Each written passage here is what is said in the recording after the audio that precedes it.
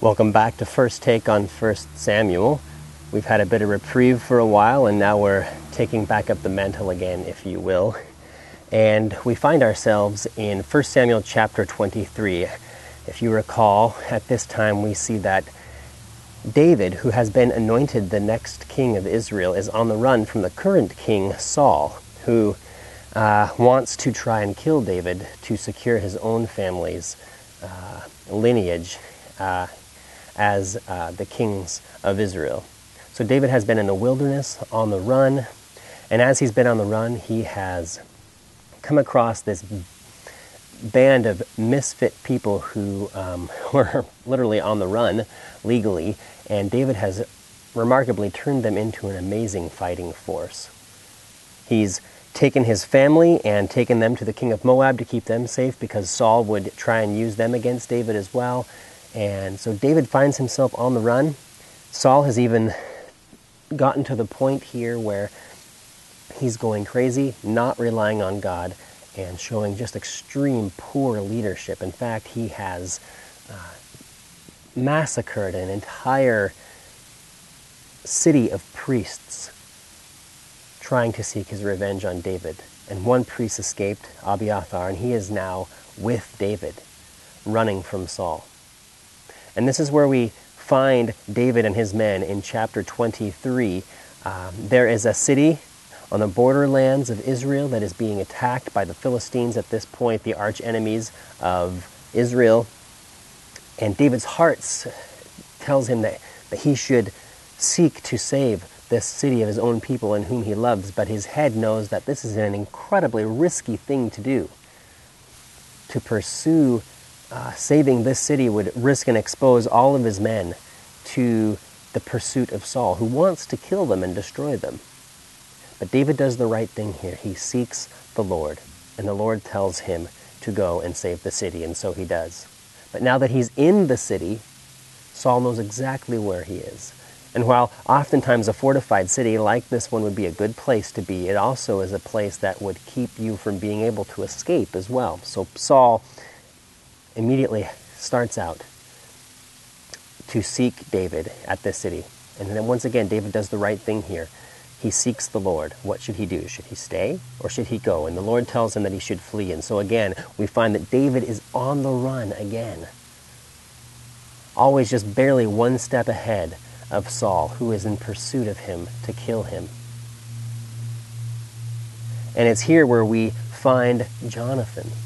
Jonathan, the son of the king, by all rights, the next heir to the throne of Israel, who is David's most trusted friend, comes to David at risk of his own life, against his father's wishes, to encourage his friend. And Jonathan is so amazing. He's so amazing. On the one hand, he risks his own life. On the other hand, he puts himself totally aside to encourage his friend who he knows is going to be the next king, and only wants what's best for his friend. And even more important than that, he wants what's best for God. He wants to be obedient to God. And he knows that's what David needs. And so that's what he encourages David with. It says that he strengthens David in the Lord. What an amazing friendship to have. After this, once again, we see that David is in the wilderness, and the men in the wilderness rat out David and his men to King Saul. And David comes so close to being captured by Saul that he's literally only on the other side of a hill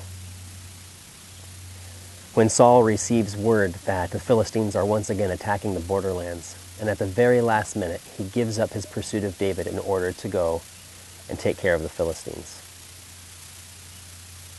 So what lessons can we take from this? One lesson that we can take is that our God is faithful to his promises, and that we need to obey God. We need to seek God for direction in our lives. And when he gives us direction, we need to follow it. No matter how dangerous it may seem to us, no matter how risky it may seem to us, God will be faithful, and we can pursue him. We need good friends like Jonathan, people who can encourage us in the Lord and keep us going and doing the right thing. And we too need to be a Jonathan to others. In fact, who do you know that you might be able to encourage in the Lord to do the right thing? It's hard to live for God consistently in this life, and we need friends who can encourage us. One, to keep on doing the right thing, even when it's hard, or two, to encourage us to be doing the right thing when we've gone the wrong direction or when we're tempted to go the wrong direction. And lastly, again, we see that God is faithful to his promises, but sometimes he puts us specifically in situations that are difficult for us, where we are forced to trust in him and not in ourselves. Because left to ourselves, we often try and do things in our own strength. And sometimes God puts us in situations where we're forced to say, God, there's no way that we can get out of this situation on our own. We need your help. And then when God delivers us in those times, we can truly give him the glory that he deserves. So let's be Jonathans to others. Let's trust God, even in the midst of difficult circumstances, and let's seek to give God the glory, regardless of what situations we find ourselves in our lives. I hope you've enjoyed this discussion of 1 Samuel chapter 23. If you have any feedback for me at all, please feel free to continue this discussion at www.jesusdoesn'tgetlost.blogspot.com.